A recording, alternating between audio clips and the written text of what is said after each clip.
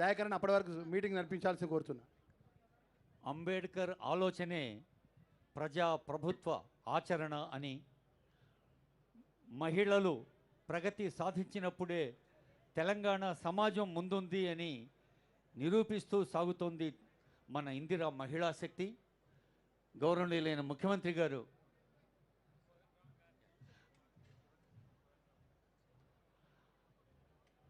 Honourable MLC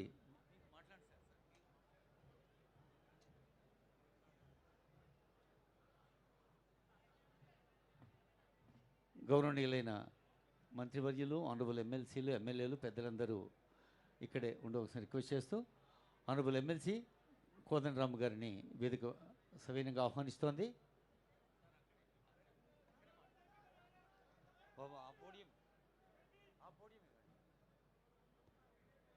మిత్రులందరికీ పేరు పేరున వందనం, జై భీమ్. అంబేద్కర్ జయంతి సందర్భంగా అందరికీ శుభాకాంక్షలు. ఒక 2 మాటలు చెప్పి ముగిస్తా. సమాజము కాలానుగుణంగా మారి అది ప్రజాస్వామ్య సమాజంగా మారాలని ఆకాంక్షించిన వ్యక్తి అంబేద్కర్. ఆయన సమానత్వము, స్వేచ్ఛ, సౌభ్రాతృత్వం, సామాజిక న్యాయం పునాదుల మీద భారతదేశం పునర్నిర్మాణం జరగాలి, నిచ్చెన మెట్ల కుల వ్యవస్థ కూలిపోవాలి అని చెప్పి అంబేద్కర్ ఆకాంక్షించారు. అట్లాంటి ఒక మార్పు లక్ష్యంగానే ఆయన తన కుల వ్యవస్థ నిర్మూలన లక్ష్యంతోనే భారత రాజ్యాంగాన్ని రూపకల్పన చేసింది. రాజ్యాంగం రాయటం పూర్తయిన తర్వాత రాజ్యాంగం రాజకీయ రంగంలోనైతే సమానత్వం తీసుకొచ్చింది, కానీ సామాజిక ఆర్థిక జీవితంలో అదే సమానత్వం రావాల్సిన అవసరం ఉంది అని అంబేద్కర్ నొక్కి చెప్పిండు. ఆ సమానత్వాన్ని సాధించడానికి ఆయన చేయని కృషి లేదు, ఆయన చేయని ప్రయత్నం లేదు. జీవితంలో ఒక్క రంగంకు పరిమితం కాలేదు. ఎన్ని అంశాలు ఉంటాయో అన్ని అంశాలను సృజించి ఆయన ఒక మార్పు కోసం తన వంతు ప్రయత్నం కొనసాగించిండు. చాలా గొప్ప ప్రయత్నం అది.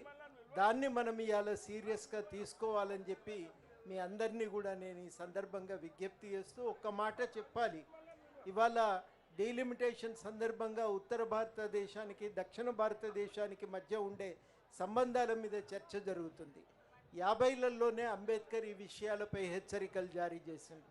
రాష్ట్రాల పునర్వ్యవస్థీకరణ జరిగిన తర్వాత పార్లమెంట్లో చర్చ జరిగినప్పుడు ఆయన పాల్గొనలేకపోతాడు, కానీ తన అభిప్రాయాలను చాలా స్పష్టంగా రాసి పుస్తక రూపంలో వాటిని సర్క్యులేట్ చేస్తాడు. అప్పుడు ఆయన మాట్లాడతాడు, ఉత్తర భారతదేశంలో పెద్ద రాష్ట్రాలను ఏర్పరిచి దక్షిణాన చిన్న రాష్ట్రాలను ఉంచటం వల్ల ఒక అసమతుల్యత అనేది ఏర్పడింది, దీన్ని నిర్మూలించడానికి జాగ్రత్త పడాలి అని అంబేద్కర్ అంటాడు.